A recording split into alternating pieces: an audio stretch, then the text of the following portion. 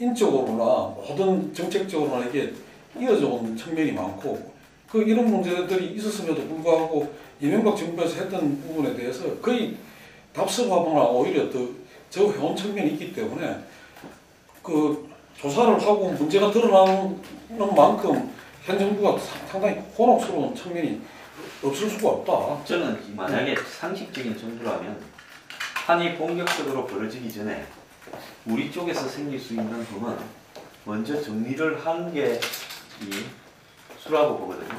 박 대통령 입장에서는 저는 오다 보니까 이렇게 된 거지 뭐 계획이 있었다고는 보지 않습니다. 왜 그런가 하면 2년차에 뭐 좀 해보려니까 배가 가라앉았습니다. 세월호 때문에 완전히 정권이 몇 달 동안 정신을 못 차릴 정도로 흔들려 버리니까 그 사이에 서울시장 후보, 그 다음에 국회의장, 당 대표까지도 범친이가 차지했어요. 그것까지 그냥 본인은 감내했어요. 왜? 세월호 국면에서 계속 몰려왔기 때문에. 그런데 이제 차지하고 나서는 개헌을 하겠다고, 그것도 이현집정부제 개헌을 하겠다고 들고 나왔어요.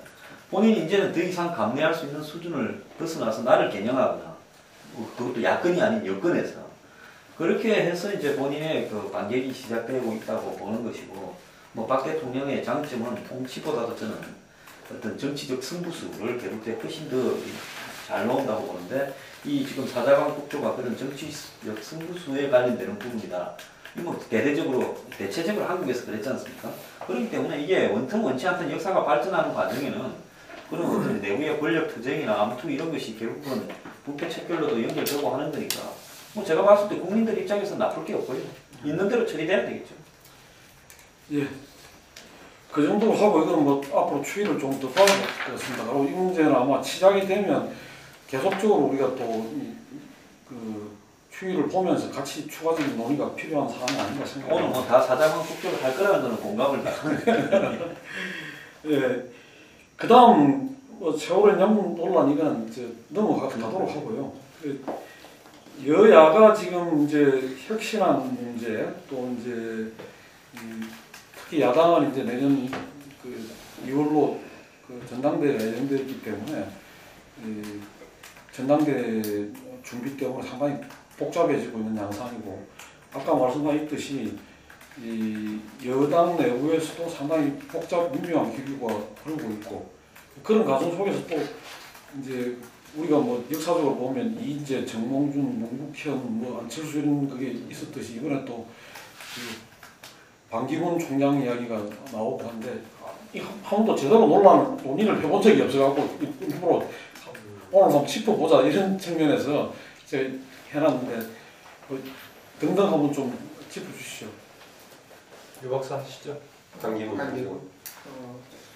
글쎄 막상 뭐 이렇게 파괴력을 갖는 변수가 되게 어렵지 않을까 저는 그렇게 봅니다. 지금 아무래도 지금 여론조사는 이제 뭐 워낙 지지율이 높게 나오고는 있습니다만은 항상 나오는 이제 제3의 후보에 대한 갈망, 제3의 인물에 대한 갈망, 역시 이제 그 현상의 연장이라고 생각이 되고, 지금 현재 이제 지난 대선에서 이제 그래서 이렇게 떴던 게 이제 안철수였는데 일단은 무너진 상태에서 결국은 이제 또 다시 이제 반기문이라는 인물이 이런 제3의 후보, 제3의 인물로 지금 여론조사상에서 나타나고 있는 거라고 생각이 드는데, 실제 정치에 뭐 본인의 의사도 뭐 변수가 되겠습니다만은 뭐 아주 없는 것 같지는 않긴 하지만은 그렇지만은 실제로 감당이 가능할 것인가 놓고 봤을 때는 뭐 여러 가지 얘기들 이제 종합을 해보면은 뭐 기본적으로 뭐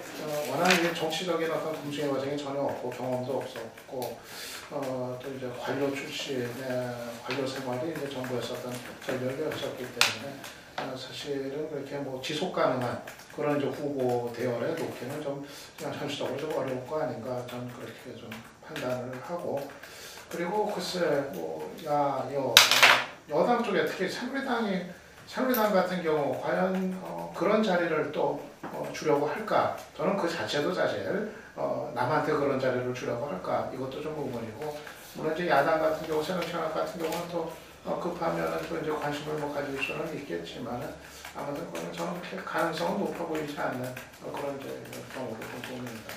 네, 저는 반기문 총장의 권력 의지나 그 사람 그분의 그 수완 부분은 굉장히 가소평가하고 있다고. 저분이 노무현 정권에서 유엔 사무총장으로 관료로서 재계하면서 유엔 사무총장으로 타이밍을 봤어요. 사실 정해진 사람이 있었는데 그 사람이 흔들리는 틈을 타서 가게 되는 과정이라든지, 또 지난번에 유엔을 연임할까, 사무총장을 연임할까, 대선 출마를 할까라는 부분을 재는 과정이라든지, 그 다음에 지금 국내를 관리해가는 과정으로 보면 엄청난 권력 의지를 가진 사람이라고 봅니다.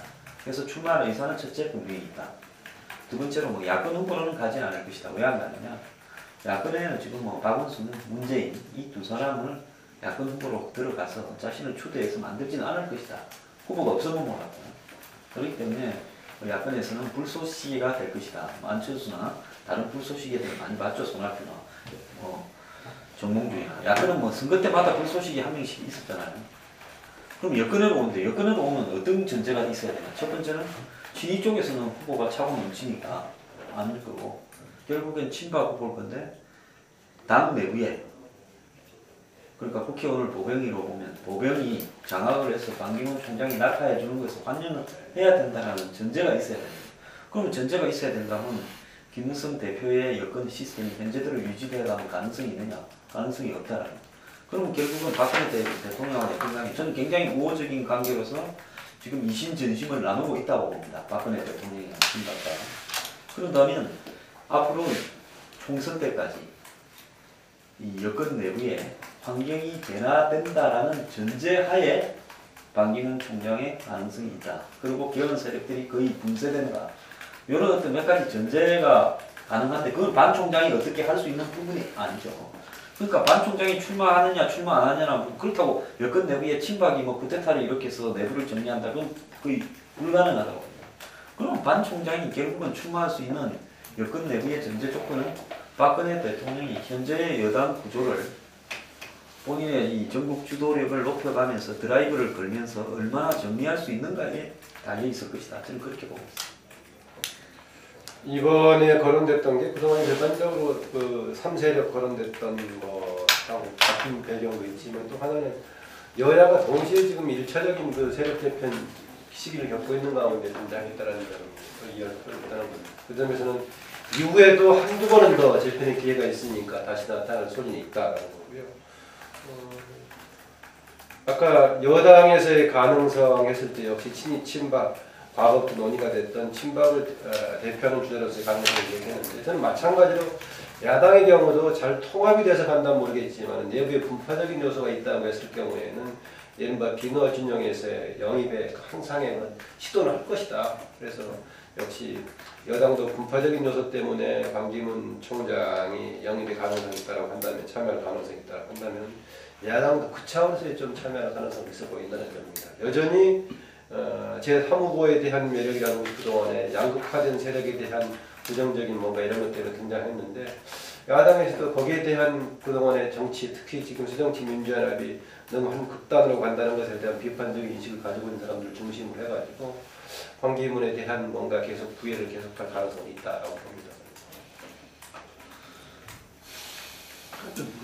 반기문이 지난번에 대통령이 국회 와서 그 시정연설을 할 때 그 국가경쟁학 포럼인가요? 그 친박 그 포럼에서 뭐 여론조사가 기조 발제되고 그것이 압도적 1위가 되면서 여러 논란이 좀 벌어지기도 했는데, 어쨌든 간에 여론조사에 포함시켰을 때 압도적 1위가 된다는 사실이잖아요. 근데 홍 소장은 왜 갑자기 넣었대요?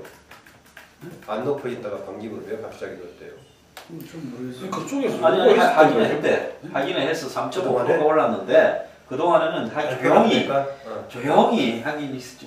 발표를 안 하고 그 전에도 조용히 오다가 이제 그걸 발표를 시킨 정치적인 어떤 시점에 관한 그런 있죠. 그 발표시킨 그 세력이 있는 거죠. 그렇겠죠. 대화시킨 발표를 거죠. 시켰겠지. 조사를 계속 해왔다 넣었다. 그렇게 이야기를 하지 이제. 자기 그렇게 이야기해. 그런데 하여간에 뭐 우리가 누구나 알다시피 그냥 친박에는 대선 후보가 없다, 뭐 이런 이야기를 하잖아요. 그런데 정권제 창출을 해서 현재 이 집권 세력인 여당에서도 그 친박이 대선 후보가 없다. 뭐 일부분들은 어쨌든 간에 이후에 어떤 정권 재창출에 있어서 후보 문제도 있지만 현재 정권을 운영하는 부분에 있어 가지고도 상당히 그 레임덕 현상이 그 일찍 가시화되고 있고 가속화될 수도 있다. 왜?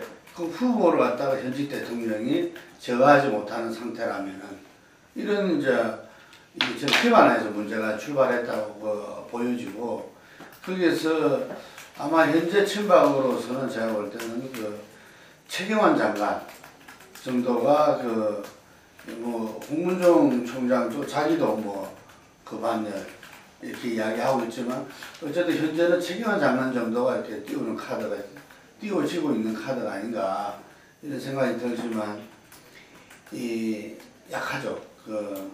이 현재 대중적으로는. 그래서 아마 이전 정권에서도 계속 제3의 후보가 1위를 차지했던 예는 계속 있었어요. 있었는데 또 하나의 그런 국민들로는 어쨌든 정치에 떨어져 있는 사람들에 대한 어떤 지지 이런 부분들이 모여서 반기문 총장이 이렇게 높은 지지를 받고 있다고 보지만 본인이 이제 과연 이렇게 총장직을 내려놓고 이렇게 내년 말이죠. 내려놓고 그 이후에 행보를 어찌 할 것인가 이런 부분은 지금 황 소장이 이야기한 대로 전해년 말이죠. 네? 저는 16년 말 임기가. 아니 이 연기가요. 2016년 말입니다. 16년 말이요. 총선 지난 다음이네, 그죠? 예. 그런데 지금 황 소장이 이야기한 대로 그 현직 대통령이 그 후보를 갖다가 다 이렇게 정리해 줄 수 있는 또 그런 역사가 있었는가. 이게 보면은 그렇지 않거든요. 이게. 그게 이제 임기 이 3년을 지나고 4년 차가 대충 레임덕이 시작하는 그 시기인데. DJ는 정리했습니다. 내가 볼 이게. DJ는 성공했어요. 노무현을 완전히 정리해가. 아, 그거는 이제 그 제가 볼 때 DJ만의 공이 아니라 노무현 후보의 어떤 참 정말 현실적인 어떤 정치력 이렇게 결합됐다 보는데 하여간에 이 반기문 총장이라는 분은 어쨌든 현실 정치권하고 전혀 이렇게 경험해보지 않은 그런 부분인데 지금 대통령만의 어떤 그것으로서 후보를 정리할 수 있는가 그것도 자기 레임덕이 이제 총선 때 보면 레임덕이 시작된다고 봐야죠. 이게 그 시기에 그건 상당히 저는 어려울 것이다. 그래서 자기의 후보라기보다는 예를 들면은 현재의 어떤 국정 운영에 있어서 예를 들면은 자기 대선 후보가 갖는 의미, 영향력 이런 부분에서 좀 필요한 부분들일 수도 있다. 그래서 친박의 이해 대통령의 어떤 운영과 이렇게 맞닿는 부분이 있다. 이렇게 봅니다. 그 연장선상에서 만약에 그 전제로 받아들인다면은 친박의 유력 주자가 없다는 것에 대한 해소책이 새로운 인물을 유력 주자로 내세우는 것도 있지만 친박 자체가 해소돼 버린 것도 향후에 진로 중 하나가 될 수도 있죠. 그러지 않겠어요? 그러니까 지금 우리가 이야기하는 것 중에서 친박 기반 자체가 해소가 되어버린다면 뭐 유력 주자도 내세울 수 우리나라 없는 거지. 그 정치가 오면서 이제 과거에 뭐 동교동계, 상도동계 이런 식의 그게 있었습니다만 지금 이 여권은 친박 친이 그리고 야권은 또 친노 비노 뭐 이렇게 하는 이런 현상이 본인이 죽었는데도 불구하고 그 친노라는 게 계속 저렇게 그 하는 것도 무서운 일이고 현직 대통령, 전직 대통령이 뭐 혈액을 일정하게 그거 한다 하더라도 그것도 마찬가지고 이렇게 좀 정리가 되는 바로 새로운 형태로 좀 노선이나 어떤 그런 거에 따라 가지고 뭐 좀 이렇게 재정리되는 게 필요한 시점이 아닌가 그런 저는 이래 봅니다. 박근혜 대통령이 첫번은 문제가 조금 생기는 사람이 나올 수가 있어요. 지금 뭐 친박의 대선 후보로 거론되는 사람 중에도 저는 문제가 생기는 사람이 나올 수도 있다고 보는데 근데 저 양반이 직접은 역대 대통령이 어느 누구보다도 내가 볼 때는 직접적으로 부패에는 연관 안 되는 그런 성향이 있기 때문에 의외로 높은 지지율은 유지하지 못하지만 지금 정도의 지지율이 지속되어 갈 가능성이 있고 굉장히 파퓰리즘적으로 그때그때의 대중적 이슈를 갖다가 정치적으로 차용할 수 있기 때문에 제가 볼 때는 자기 총선이나 대선의 영향력을 행사를 할 가능성이 굉장히 높다고 봅니다. 그렇게 하거나 안 그러면 완전히 붕괴되어 버리거나 두 개인데요. 여권조차도 여권의 대부분이 지난 세월호 사건의 와중에서 총리 2명이 낙마할 때 박근혜 대통령 끝이 났다고 합니다. 그러니까 당권이 김무성 대표한테로 넘어갔고 그런 과정에서 이제는 박 대통령은 끝이 났기 때문에 개헌을 밀어붙이자 하고 상황을 오판하면서 오버가 나오면서 지금 한 방을 맞으니까 그대로 다 엎드리는 그런 양상이 전개되고 있다 이렇게 보거든요. 이런 양상에서는 제가 볼 때 그 반기문 카드가 이 등장한 부분이 결국은 박 대통령이 앞으로 여권이나 특정 주도력을 언제까지 힘을 가지고 장악할 거고 총선 때까지 어떻게 할 거냐 이런 문제하고 맞물려 있다고 보는데 제가 볼 때는 그렇게 단순하지 않을 것이다 이렇게 보고 있습니다. 예, 이 부분은 그러니까 이제 반기문에 대한 그 평가나 해석도 조금 차이가 있는 거고, 그러니까 그 정치적인 능력이라는 그게 있는 게 아니다 하고 보는 시각과 전혀 그렇지 않다. 대단히 정치적이고 대단히 뭐랄까 대권에 대한 어떤 그런 집념이나 이것도 강하다고 보는 시각이 있는 것 같습니다. 그리고 이후에 어떤 그 반기문 현상이 어떻게 재현되거나 발전될 것인가 하는 부분에 있어서도 예컨대 상황 변화, 야권 분열 가능성까지 염두에 둔다면 상당히 어떤 그런 재현의 가능성이 있다고 보는 시각과 어떻게 보면 일시적 현상이지 그 뿌리를 내리기는 어려울 거다 이렇게 보는 시각이 엇갈리는 것 같습니다. 이 부분도 마찬가지로 아마 앞으로 계속 다음 대선으로 가면서 우리가 지켜봐야 될 대목이 아닌가 생각이 들고, 그 다음에 이제 새누리당에 지금 뭐 혁신안 이런 게 나왔다가 지금 그 국회의원들이 반발하고 그러면서 김문수도 약간 좀 이제 머쓱해지고 또 김무성 대표조차도 그 문제에 대해서는 상당히 좀 그 면목이 크게 뭐 서지가 않는 그런 상황이 아닌가. 그 다음에 또 이제 홍준표 그 지사 돌출 문제도 있었고 또 이제 개헌 논의 둘러싸고 아까 말씀하셨던 그 이재호 등 친위 세력의 어떤 그런 중동이 또 그 좌절되는 그런 여러 가지 상황이 있었는데 이게 전반적으로 김무성 체제가 좀 약화되고 예컨 내에도 어떤 새로운 변화가 불가피한 그런 상황으로 가는 거라고 봐야 되는지 그 부분에 대해서 좀 짚어주시죠. 저는 개헌 김문수 위원장 입장에서는 이라고 하면 좀 상당히 차기 주자로서 타격을 입는 상황이 되지 않겠는가 예상이 돼요. 일단은 김문수 혁신위가 마련한 혁신안이 뭐 거의 지금 뭐 더 이상 진행이 되기가 어려운 상황인 것 같고 워낙 지금 고립이 되는 그런 이제 형국이기 때문에 아마 일정 부분 뭐 핵심적인 조항들 특권 내리는 과정에서 핵심적인 조항들 뭐 출판기념회 전면 금지라든가 또 국회의원 문호동 인거 그 두 가지 정도는 손을 대지 않고서는 아마 그게 뭐 추인이 되거나 당내에서 통과되기가 거의 어려운 그런 단계로 접어드는 것 같고, 더군다나 이제 김무성 대표가 임명을 해놓고서 힘을 실어주는 게 아니라 이제는 본인이 지금 발을 빼고 있단 말이에요. 그래서 책임을 이제 결국 이제 누가 수정을 하는 그 악역을 맡을 거냐 이건데 서로들 안 하려고. 그러니까 김문수도 안 하려고 최고위원회에서 해라 했는데 최고위원회에서는 또 혁신이가 알아서 해라. 지도부에서는 또 이제 그래서 서로가 그 악역을 안 맡으려고 하는 그런 이제 모습이 되어버리니까 결국은 1차적으로는 차기 주자인 그 김문수 위원장이 자신이 좀 상당히 야심작으로 내놨었던 그런 작품이 당내에서 완전히 고립이 되면서 결국은 이상은 높지만은 이제 현실은 모른다는 어떤 그 당내 정치에서 실패를 하는 일단 이제 그런 경험이 또 한 번 이제 되는 게 되겠고, 김무성 대표도 결국 이제 김문수 혁신위원회를 만들어준 어떤 그 책임 이게 이제 또 따르는 게 이제 되니까는 전반적으로 어떤 그 새누리당의 어떤 변화를 좀 모색하는 이러한 그 기류에는 좀 상당히 이제 제동이 걸린 이런 거로 좀 마무리가 되지 않겠는가 이렇게 봅니다. 제가 볼 때는 김무성 대표가 가장 애를 한 부분은 개헌 문제를 들고 나오지 않으면서 친박과 친이 부분을 모호하게 끝까지 갔어야 된다는 게 이 성공할 수 있는, 또 본인 개인적으로나 대표 체제가 총선 때까지 성공할 수 있는 요인이었는데 그 판단에서 굉장히 누군가에 쫓기면서 본인의 색깔을 이 오스트리아식 연집정부제를 이야기를 하면서 완전히 드러내 버렸어요. 그리고 드러내면 다음에 이제 대통령과의 맞서는 국면이 되었을 때 버틸 동력이 상당히 약화되겠죠. 그러면서 지금 개헌을 추진하는 세력이 개헌 특위 발의에서 많이 빠져버렸지 않습니까? 그리고 뭐 이재호 의원이라든지 내놓고 하는 사람 몇 사람을 빼고는 지금 앞에 나서는 사람들이 숫자가 급격하게 지금 여권 내부에서 줄어드는 양상이라고요.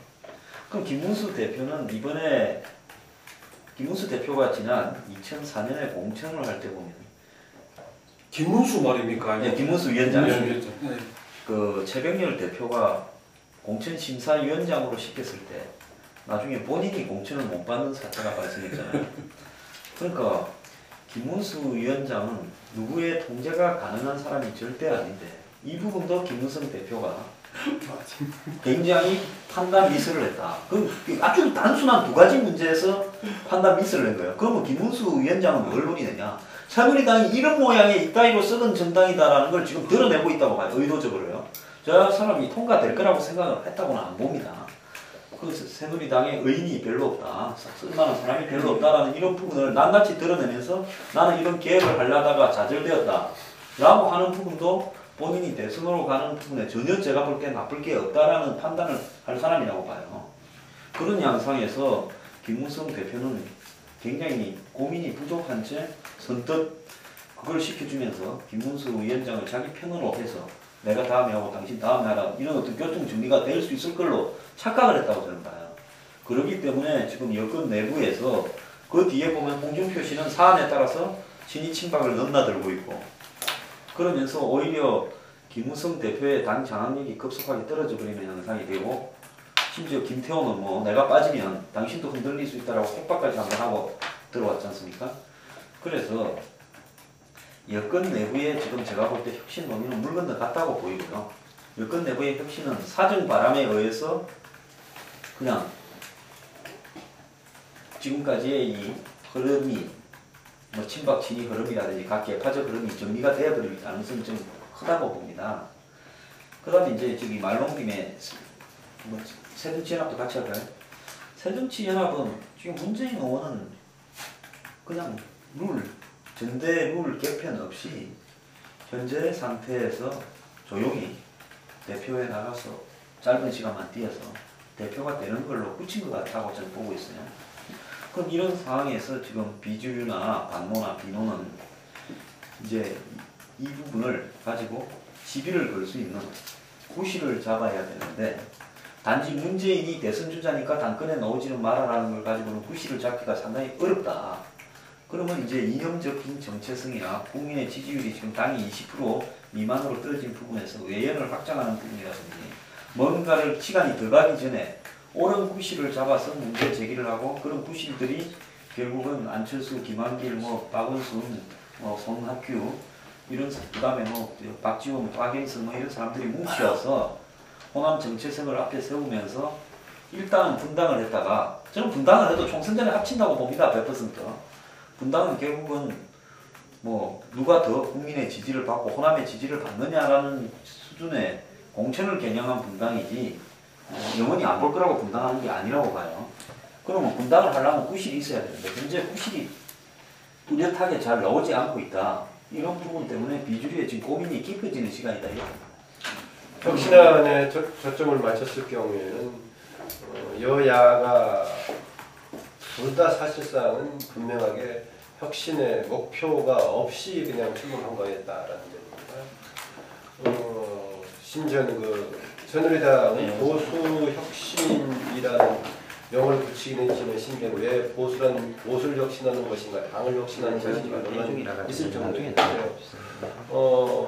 사실은 보수 혁신 차원에서의 당의 개편이었다면 그것은 이미 박근혜 대통령이 한나라당을 새누리당으로 바꿀 때 보수 혁신 차원에서 한번 시도가 됐었다. 심지어는 당시에 보수라는 용어를 뺄 것인가 말 것인가에 논란이 됐었는데 그럼 다시 보수 혁신이 등장했던 것은 아무래도 세월호 국면에서 이제 지방선거 이후에 730 재보선을 맞으면서 뭔가 국민들에게 변화된 모습을 주장할 때 나왔던 거고 그 중간에 7.14 전대에서 이제 당청 관계에 대한 문제가 나왔을 때 나왔던 건데 그때는 보수 혁신이 주제가 꽤 세 가지였던 것 같아요. 하나는 뭔가 좀 민심하고 가까이 가는 당이 되자라는 주장이었던 것 같고 또 하나는 청와대에 종속돼가지고 당의 존재감이 없는 이것을 팔리지 않는 쪽의 혁신이었고 또 하나 세 번째는 실체가 없이 그냥 그 반바지 입고 혁신 장렬이라고 쓰면서 그냥 쇼의 요소였는데 그럼 그런 관점에서 시작했던 것인가 김문수한테 그건 아니었다라고 합니다. 그래서 김문수를 위원장을 했던 보수 혁신의 구성은 혁신 구체적인 내용보다는 뭔가 새누리당에서 세력이 재편되는 그런 일환으로 됐었는데 그랬을 때 세력 재편의 방향에 도움이 됐는가? 그러니까 그 관점에서 이제 황 소장이 마침 이제 김문수하고 김무성하고 조합이 효과적이 못했다는 얘기를 하는 것 같은데요. 저는 이 과정에서 김무성 대표가 당청 관계 본인이 했던 당의 존재감을 살리는 부분은 구체적으로 청와대에서 무리한 어떤 것을 과오를 저지르고 있을 때 그것을 참아서 한다면 앞으로도 한두 번은 기회가 있을 것이다. 지금까지의 과정을 보면은 당신이 무슨 한다고 했다가 전혀 꼼짝도 못하고 깃발 들고 있다면 대표를 나가야 되지 않느냐 이런 것인데 선의로 해석해준다면은 뭐 한신이 동네 말패도 다리가랑이 지나가는 신종으로 기다리고 있을지 어쩔지 모르겠는데요. 만약에 청와대에서 표창을 두는 시기가 있다면은 김무성 혹시는 기회가 없을지도 모르겠다는 거고 새정치민주연합은 사실상 이번에 지금 그 비대위 체제에 혁신할 수 있는 게 없죠. 새정치민주연합의 혁신이라는 것은 일부 당의 기득권 어떻게 넘느냐의 문제가 아니라 지지도가 20% 내에 불과한 지지도의 근본 치유책을 만들자는 게 혁신이 아니었었는데 어떻게 보니까는 국회 혁신하고 맞물려가지고 휩쓸려가 버린 상황인데 그 점에서는 오히려 유명무실하게 지금 전대까지 가버릴 수밖에 없는 상황이다. 이런저런 제안을 하고 있지만은 전대 룰하고 관련된 것은 비대위 아니면 어차피 전대 준비에서 결정할 문제이기 때문에요. 결과적으로는 두 여야 간에 다 혁신의 명분이 명확하지 않은 가운데 여당은 세력 재편 관점에서 진행됐는데 지금까지는 효과적으로 보이지 못하고 야당은 유명무실할 수밖에 없을 것이다. 그런데 지금 양당의 그 혁신 과정이 다 1단계에 머물러 있잖아요. 자기들이 주장하는 바에 의하면 1단계가 이제 어떤 면에서는 그 특권 내려놓기, 예를 들면 김문수 위원장의 인터뷰를 제가 한 바에 의하면은 그 염치 찾기, 예를 들면 국민으로부터 염치가 있어야 된다, 국회의원들이. 이게 특권 내려놓기와 같은 내용인데 이 새정치연합도 그렇게 이야기하고 그 다음에서 2, 3단계로 정당개혁과 어떤 정치제도 개혁 부분들을 전부 다 예고하고 있고 다들 12월 달부터 그 소위도 다 만들어졌어요. 만들어졌고 그 일정 프로그램도 다 나왔어요. 전부 다 이렇게 진행하겠다. 근데 그게 이제 과연 힘있게 진행될 것인가 부분에 대해서는 두 분 다 우려를 표시했는데 저는 진행은 된다고 봅니다. 그 과정은. 왜냐하면 이게 지금 그 선거구 획정 문제도 있고, 이런 선거구제 문제도 있고 하기 때문에 그 부분도 일정 정도는 지금 진행될 것이다.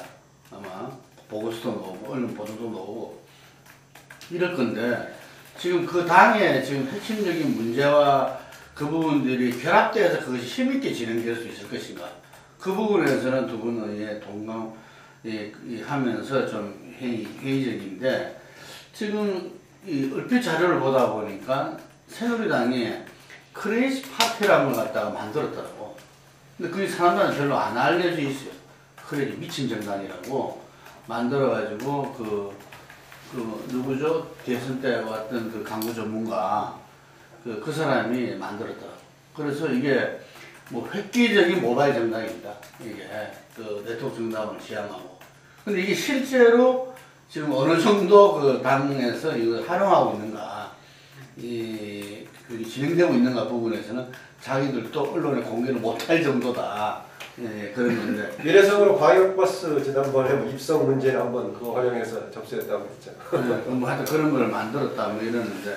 그래서 이런 것들이 이제 어쨌든 간에 안 맞는 거죠, 겉과 속이. 그래서 저는 김문수 지금 아까 이야기한 김무성 체제가 등장했던 게 그 세월호 어떤 참사라든지 이런 부분에서 그 흔들린 측면도 그 있지만, 왜냐면은 이 박근혜 대통령 이 정부 출범 이후에 어떤 새누리당의 어떤 이 몸담아 있는 사람들이 별 재미가 없다.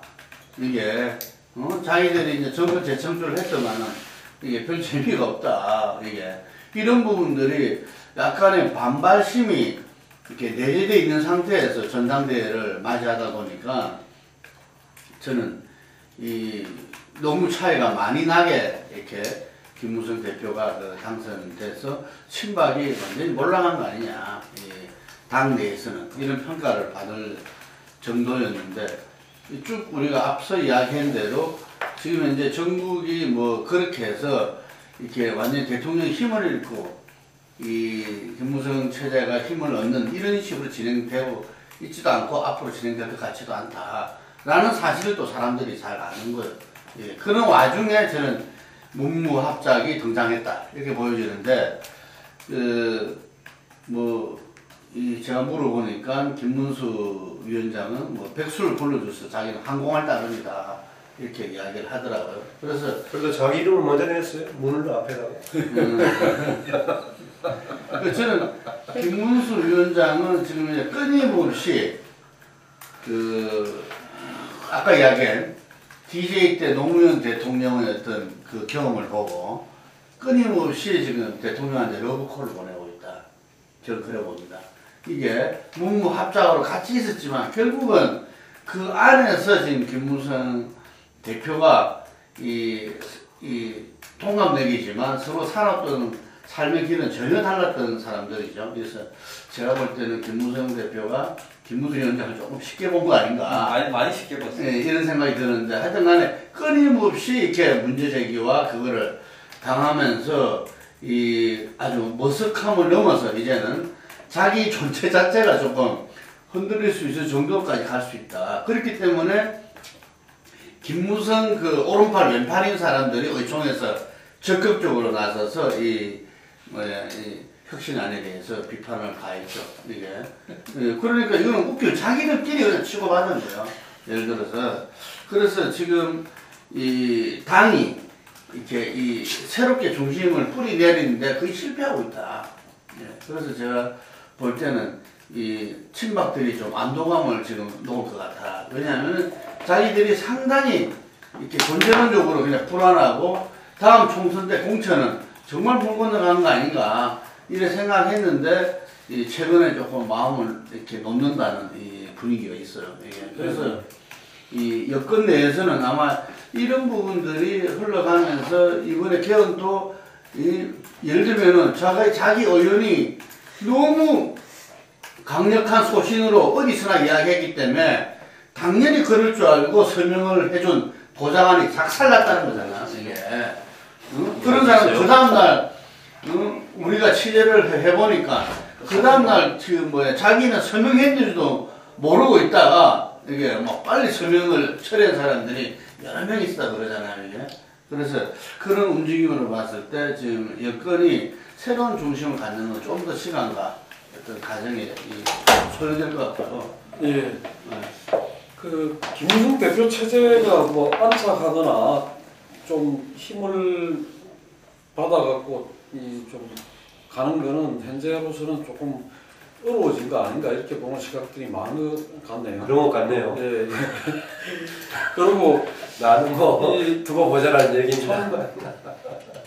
그렇다고 청와대에 대한 대통령에 대한 지지도 약보 합세 정도로 지금 가고 있는데 그럼에도 불구하고 야당이 원체 지지리 명령하니까 이제 야당이 이대로 가면 자시하지 않겠다 이런 이제 우리 황 소장이 표현했다는 장애실들이 만만찮게 지금 그거 하는 그런 상황인 것 같은데 실제로 이제 야당에 내는 전당대회가 어떻게 될 거냐에 따라 가지고 이 야권이 분열될 수 있는 소지도 꽤 높아지고 있는 게 아닌가 그런 생각도 됩니다. 이 부분에 대해서만 한번 좀 짚어주고 시간이 좀 많이 지나가지고 빨리빨리 좀 넘어갔으면 좋겠습니다. 새정치연합은 이제 다음 전당대회 하더라도 뭐 일신을 할 수 있는 거를 거의 좀 기대하기가 어려운 분위기 아닌가 그렇게 전당대회에서요? 되네요.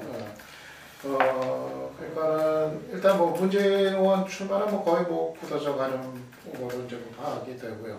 그러면 결국 이제 문재인 대 반문재인 이런 구도로 이제 전당대회가 뭐 치러지게 될 텐데 결국 이제 친노냐 비노냐 이거 이외에는 사실은 그렇게 뭐 당권 경쟁에서 주목할 만한 그런 내용 자체가 사실은 이제 대단히 이제 취약한 이런 이제 성격일 것 같아요.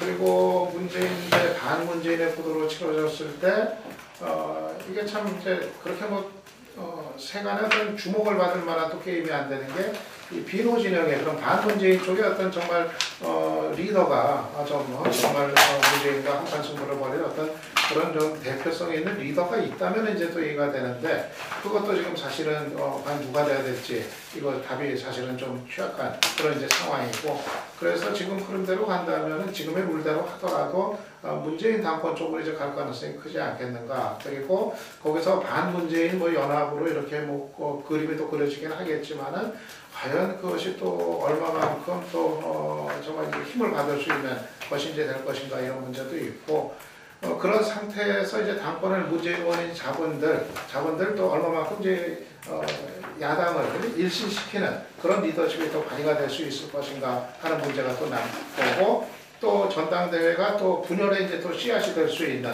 그런 가능성도 지금 뭐 농후해 보이고요. 이미 정동영 고문 같은 경우는 뭐 근래 들어서 하는 발언들 놓고 보면은 만약 문재인 당으로 이게 결론이 나버리면은 그때는 이제 뭐 신당을 또 생각을 하는 이런 게 뭐 거의 뭐 이제는 아니 뭐 거의 아주 노골적으로 이제 얘기를 벌써부터 이제 하고 있는 걸 봐서는 근데 문제는 또 지금 당내 세력이 일탈을 해가지고 신당을 한다 하더라도 그 당이 또 전망이 있겠느냐 이거 역시도 또 상당히 비관적이기 때문에 뭐 과연 그러면 신당을 만들었을 때 그 리더십이 대안이 과연 있겠느냐 얼굴이 있겠느냐 이런 문제 등등부터 해가지고 굉장히 이렇게 되면은 지금 새정치연합이나 뭐 또 분열이 어떻게 될지 모르지만 서로 신당이 또 쪼개지는 상황이 있다 하더라도 전반적으로 같이 지지를 멸멸하는 이런 상황이 상당히 좀 길어질 가능성이 있지 않겠는가 그렇게 좀 봅니다.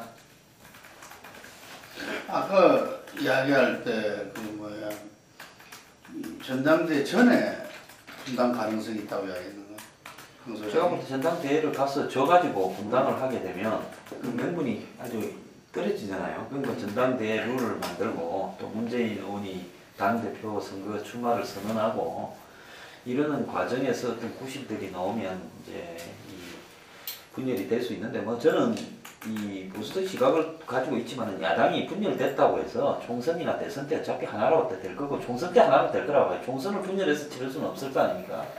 그렇기 때문에 지금 현재 그 공천권을 둘러싸 가지고 문재인 의원 친노 중심의 공천과 또 공천 학살 이런 부분을 방지하기 위해서 자신의 공천이 안 될 수 있다라는 사람, 뭐 호남, 동교동, 또 비주류, 비노, 반노 이런 사람들이 승부수를 던질 수 있고 또 지금 앞에 깝깝해진 뭐 이 안철수, 박영선, 뭐 또 이 박지원 의원이 또 지금 현재 상당히 축이 될 수 있다고 보는데 본인이 이 당 대표가 될 가능성이 낮아졌을 때 박지원 의원이 또 호남의 붕괴 부분을 총대를 맬 수도 있다고 보고 있습니다. 그래서 이런 어떤 부분들이 해서 그 여지는 많다고 보는데 저는 야권이 오히려 창의적 발상을 위해서는 일시 분당이 되어가지고 경쟁을 좀 하는 것도 저는 나쁘지는 않다고 봐요. 왜냐하면 문재인 의원이 만약에 대표가 되어가지고 친노 색깔로서 총선까지 끌고 갔을 때 총선에서도 문제가 될 수가 있단 말입니다. 그렇기 때문에 야권의 저변이나 선택을 갖다가 여러 가지로 넓히는 부분에서는 야권의 분당이 꼭 나쁘지만은 않다 야권을 위해서. 그리고 박근혜 대통령이 앞으로 이제 어떤 수를 쓸 거냐. 제가 볼 때는 100% 내년 1월 달부터 올해 국회가 끝나면 사정에 돌입할 거라 보고 있어요. 왜냐면 분위기가 사자방 국조로 야당이 지금 자락을 열어줘서 그러면 대통령이 뭘 합니까? 사정을 하게 시키겠죠. 근데 박근혜 대통령이 취임 이후에 70%까지 지지율이 갔을 때가 언제냐? 원전 비리, 탈세 비리, 그 다음에 전노 추진금 할 때 있거든요. 그럼 박 대통령이 그렇게 사정으로 가는데 야당은 뭘로 가지고 대응을 할 거냐 이런 부분으로 봤을 때 야당이 이후에 대선을 둘러싼 노선 경쟁을 새롭게 좀 할 필요가 있다. 민생 중심으로. 그런 부분이 결국은 분당이 효과적일 수 있다 보고 있습니다. 사사방은 미리 다 이렇게 돼 있다. 저는 앞서서 제가 미리 말씀드린 것 같은데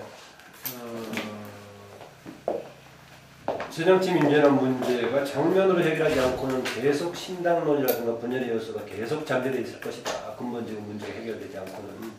그런데 문재인은 그 부분에 대한 문제의식이 그렇게 강하지 않은 것 같다라고 봅니다.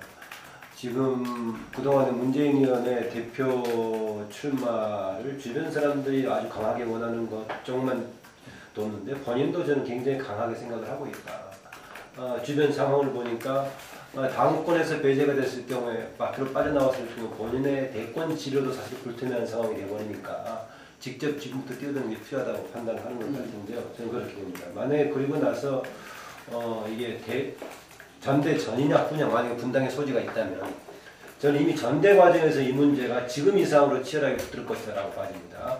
그러니까 반쯤은 분열의 소질이 이미 보이는 상황으로 전개가 될 수가 있다. 최근에 다른 한 축이 박지원 의원이 될 가능성이 있다라고 하면 박지원 의원은 계속해서 지금 뭐 DJ의 미션 비슷하게 얘기하면서 항상 분열하면 패배하고 뭐 통합을 계속 강조하고 있는데 어느 국면에서든가 본인도 분열까지 감수하면서 이 문제를 지적하는 가능성이 있다라고 말입니다. 그럼 결과적으로 만약에 문재인 의원을 중심으로 한 세력이 주도권을 잡는 가운데 된다면은 조금 더 중기적인 과정을 되돌아보는 어떤 상황이 되어버리느냐. 2011년 말에는 문재인, 의해찬, 문성근 등이 밖에서 들어와가지고 M&A에 성공했거든요. 그러면 3년 지나고 나서는 이제 M&A로 밖에서 들어왔던 세력이 중심이 되고 이제 옛날에 중심이 있던 세력이 이제 밖으로 밀려나 버리는 밖에서 이용해서 M&A 했던 세력이 이제 아예 중심에 서고 과거에 중심에 있던 이제 박힘도를 이제 빼버리게 되는 그런 상황이 될 수 있는데 그렇게 되면 저는 그렇게 되더라도 어떠시든 간에 이것을 조금 뭔가 정비하고 실체를 서로 확인하는 것이 필요하다. 가장 큰 이유는 괜히 상층 몇 사람들의 권력 다툼만에 가지고 생긴 것이 아니라 하부 이걸 지지하는 지지 세력들 간에도 그런 마음이 계속 있기 때문에 그렇다. 그래서 항상 새정치 민주화를 둘러싼 신당론하고 제3후보론이라든가 안철수의 등장이 된 지지라는 내용이 나오는데 그 문제를 저는 정면을 극복하는 것 같은 해결해야 된다고 봅니다. 제가 볼 때 이 문재인 의원 같은 경우는 그 박근혜 정부 1년차 그리고 올해 2년차에서 이 어찌 말하면 1,400만 표를 얻고 패배한 대선 후보로서 좀 더 진중하게 전국에서 임하며 또 정말 새롭게 이렇게 뭔가 국면을 전환시킬 수 있는 뭔가를 준비하고 나섰어야 되지 않나 이런 생각이 계속 나섰어요. 예를 들면 자기가 나서야 될 때라고 판단했을 때는 국민들이 봤을 때는 지금 때가 아닌데도 불구하고 나섰다. 이런 부분들을 봤을 때는 그러면서 계속 지도부가 있는데 오히려 당을 흔드는 거 아니냐 이런 비판도 계속 받았거든요. 그래서 3년 차인 내년 2월 8일 날 전당대회는 반드시 출마할 것이고 지금 현재 분위기는 문재인 의원이 출마하면 당선될 것이다. 당권을 친노가 장악해서 또다시 친노 100번주의로서 당이 운영될 것이고 그래 되면은 총선에 이 공천 문제 등은 뭐 말할 것도 없고 그게 대선까지 연결된다. 그래서 당권 대권 분리론을 갖다가 피는 거거든요. 이게 그런데 민주당의 새정치연합의 근간이라 할 수 있는 호남에서는 지난 지방선거와 재보선을 통해서 물론 여러 가지 이정현 후보가 당선되고 뭐 이런 부분도 있었지만 어쨌든 전체적으로는 여전히 새정치연합을 갖다가 지지했죠. 하지만 이면에 오히려 거기에 대한 비판과 분노는 더욱더 확대 일로의 상황에 있다. 그래서 저는 톡 치면 이게 지금 터뜨릴 수도 있는 문제인데 그런 부분에 있어서 계속 이제 박지원 의원이나 뭐 이렇게 정동영 고문이나 뭐 이런저런 이야기를 하고 있다고 보여집니다. 근데 현재 새정치연합이 저는 전당대회 전에 뭐 분당되고 할 가능성은 거의 없다. 이게 아마 전당대회 때 지금 이 비문 예를 들면은 이렇게 비노의 어떤 대표 주자를 갖다가 찾으려고 지금 이제 노력하고 있고, 그래서 그 일환 속에서 이 손학규 전 대표한테도 계속 찾아가고 예를 들면 여러 가능성을 모색하고 있는데, 손학규 대표가 뭐 그걸 받아들일 틈은 저는 없다고, 지금은 때가 아니죠 이게. 그래서 이 정세균 대표가 예를 들면은 제가 몇몇 의원들한테 들으면은 어쩔 수 없는 타협책으로서 예를 들면은 자기들의 어떤 세력과 범친노라 했던 어떤 정세균 대표로 자기들이 이 비노에는 지금 이제 인물이 없으니까 예를 들면 맞붙을 수 있는 어떤 카드로서 해서 정세균 대표가 의외로 부상할 수 있다. 이게 원래 또 정세균 대표가 많은 지금 이제 드러나진 않지만 이렇게 이 세력을 갖다가 상생포럼 공동 대표니까. 예, 관리를 하고 이렇게 문재인이 나와도 문재인 대 정세균. 네, 그래서 제 말은 비노가 후보가 없기 때문에 자기들이 문재인과 붙을 후보로서 이렇게 서로 비로에서 예, 정세균을 추대를 그렇죠. 합의를 본다. 후보로 제가 그런 이야기를 들었어요. 이게 다양한 생각할 수 있겠지만. 네, 그래서 왜냐하면 정치라는 것은 지금 이제 우리 요 동북아 육광처럼 막 서로 맞물리잖아요. 이것도 역시 정치의 세계라는 것은 그런 거기 때문에 저는 얼마든지 그 가능성이 있다 이렇게 보여지고 그래서 저 말은 핵심은 뭐냐면 전당대회 전에 분당은 없다. 전당대회 어떤 식으로든지 한판 승부가 돼야 되고 국민들이 볼 때, 그리고 그 이후에 저는 어떤 이 컨벤션 효과도 있고 어쨌든 당의 새로운 모습을 가져가려는 부분도 있고 이렇기 때문에 잠시 또 이렇게 주목받을 수 있지만, 그것이 판정되고 나서 물밑에서 있던 어떤 분당과 신당의 흐름은 이제 수면 위로 올라서 아마 내년 가을 이후에 본격화 될 것이고, 아까 말한 대로 총선 때는 무조건 합당될 것이다. 저는 그렇게 생각하지 않습니다. 이게. 그리고 사람들이 볼 때 총선에 목숨 걸 것이냐 아니면 대선에 할 것이냐에 따라서 다를 수 있는데, 특히 지금 현재 분당이나 이 부분들을 들어가는 분들은 이대로 가다가는 100% 공천을 못 받아요. 다음 총선에서. 이미 그분들이 공천 못 받는 것은 거의 기정사실화되어 있는 부분들이기 때문에 지금 흔드는 거거든요. 그렇기 때문에 저는 그 지분을 가서 합당해서 공천권을 갖는다.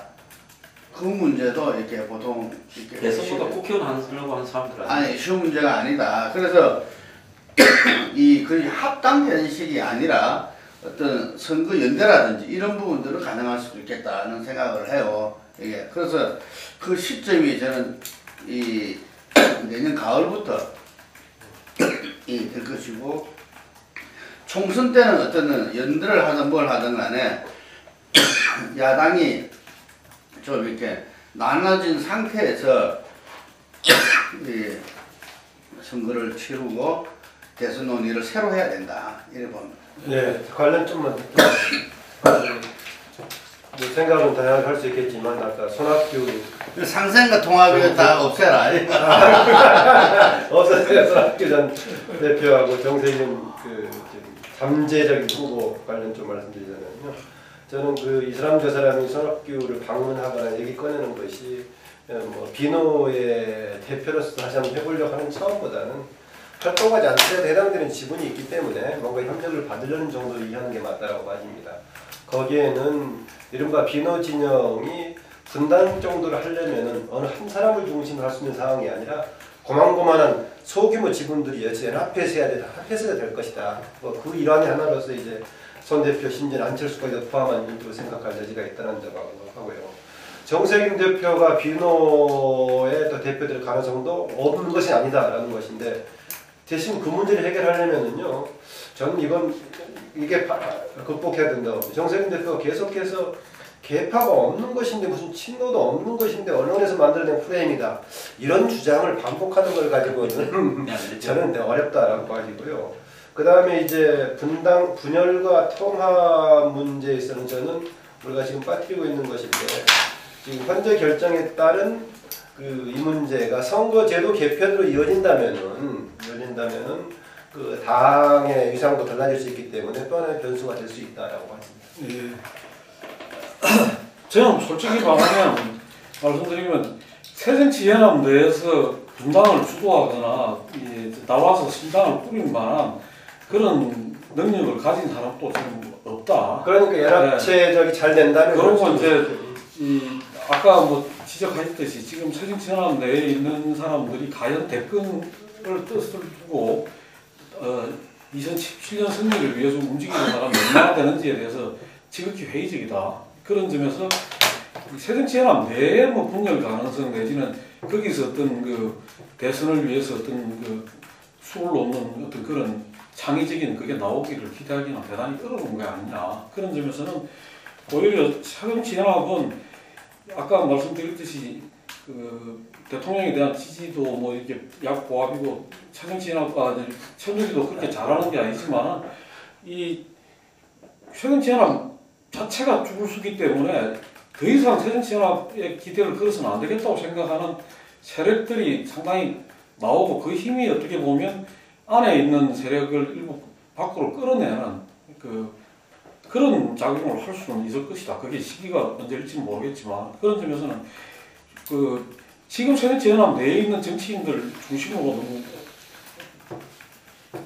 봐서는 진짜 야권의 희망이 없는 게 아닌가 그렇게 봐지는 측면이 있다는 말씀드리고 저 이야기만 하고 오늘 지금 시간이 넘었는데 혹시 연말로 가면서 이 내각 개편이나 청와대 개편이나 이런 어떤 그 인사가 있을 가능성이 있다고 보시는지 있다면 그게 또 최근에는 뭐 인사 있고 나면 항상 그게 대한 여러 가지 후폭풍이랄까요? 그 후가가 커가지고 그게 어떻게 나타날지 이런 부분에 대해서 좀 이야기를. 저는 뭐 사자방으로 가고 있고 그런 부분이 결국은 사정이나 이런 수사로 연결될 가능성이 큰 입장에서 청와대 개편은 없을 거라고 봅니다. 김기춘 실장이 물러날 가능성은 거의 없다는 거. 그 다음에 이 개각은 대통령 취임 2주기가 되는 내년 6월 말 이후에 아마 총리나 이주 장관들의 교체가 있을 거라 이렇게 보고 있습니다. 연말에는 없을 거라고 보고요. 연말에 뭐 지금 그 예산 통과라든지 야당을 상대해야 될 일들이 많은 입장에서 일을 안 벌일 거라고 봅니다. 이제 내년 2월 달쯤에는 어떤 이후에 박근혜 정국 3년 차의 가닥이 대충은 보일 거다. 그때 아마 개각도 자기 친위 세력으로 통이나 이런 부분들을 강화할 필요가 있을 거다. 이렇게 봅니다. 그래도 뭐 그 점에서는 연말보다는 새해 봄 쪽이 더 그런 이유가 있는데 뭐냐면 이게 그냥 어떤 사람만 데려다가 쓰느냐 이것도 있지만 새누리당 내부의 역학관계도 영향을 미치기 때문에 마땅하게 양쪽 다 지금 연말에 이렇게 재편할 만한 그런 마땅치 않을 것이다. 그 점에서는 이제 원내 대표도 또 새롭게 바뀌게 될 기회가 있는 봄철이 지나가면 다시 맞물려가지고 내가 이런 청와대로 된다는 거에 그때 가능성이 좀 크다 봐집니다. 물론 연말은 뭐 없을 수 없는 거지만 우리가 관심을 두는 연말 대폭 개각 정도 혹시 이루어진다면 연말이 아니라 새해 봄 정도는 이렇게 맞지 않나 싶다고. 예, 다른 말씀 없으시면 이 정도로 정리를 드렸습니다.